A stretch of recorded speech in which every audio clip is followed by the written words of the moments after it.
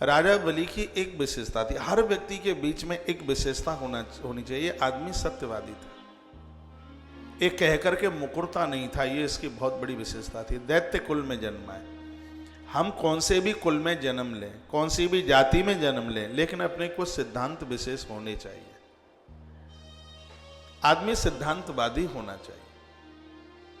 बलि में सिद्धांत था, ये अपनी बात का आदमी बहुत पक्का था।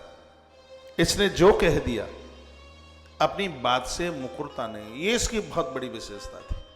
जन्म तो उसका दैत्य कुल में हुआ है। दैत्य कुल में इसलिए हुआ है क्योंकि पूर्व के अपराध रहे थे।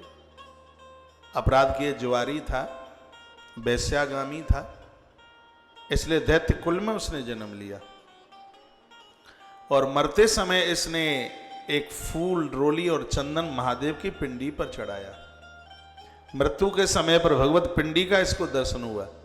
परिणाम ये निकला कि इसको 3 घड़ी के लिए इंद्र बनाया गया। कल आप स्कंद पुराण से सुन रहे थे। और उस समय इसने जो भी दान पुण्य किया उससे इतने पाप इसके कट गए, जल गए, कि एक संभ्रांत वैष्णव परिवार में इसका जन्म हुआ। और वैष्णव बन जाना यह भगवान की बहुत बड़ी कृपा है।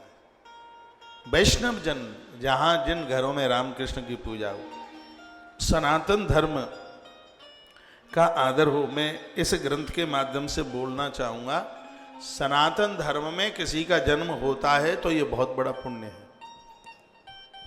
जिस घर में लोग रामकृष्ण को मानते हैं, तुलसी गैया को मानते हैं, साधु महापुरुषों को मानते हैं, ऐसे घर में जन्म हो जाना ये बहुत बड़े पुण्य की बात है।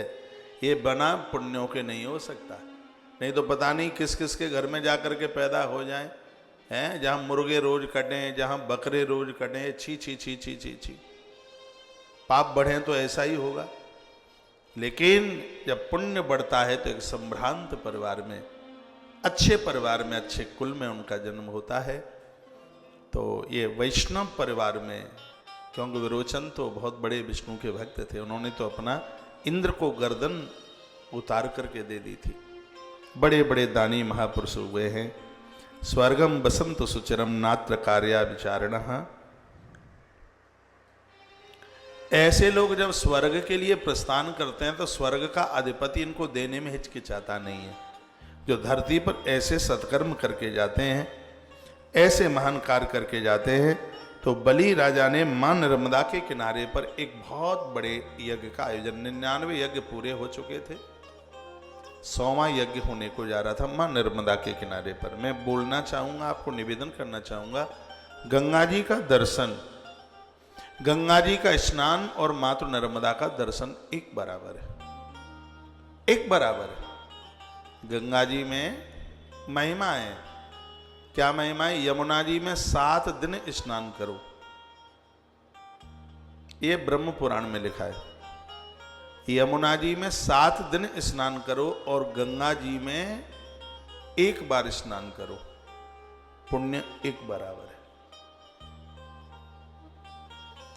गंगा जी में लग के 1 महीना स्नान करो, एक भी दिन गैप ना हो, 1 महीना स्नान करो गंगा जी में, गैप ना हो। गंगा जी में 1 मास स्नान करने से जितना पुण्य प्राप्त होता है, मातृ नर्मदा का 1 बार दर्शन करने से उतना फल प्राप्त हो जाता है। गंगा जी में 3 महीना स्नान करके जितना फल प्राप्त होता है, नर्मदा जी की 1 डुबकी लगाने पर उतने फल की प्राप्ति हो जाती है। ऐसे ही मातृ रेवा मातृ नर्मदा है। वैशाख शुक्ल पक्ष सप्तमी, आज तीज है।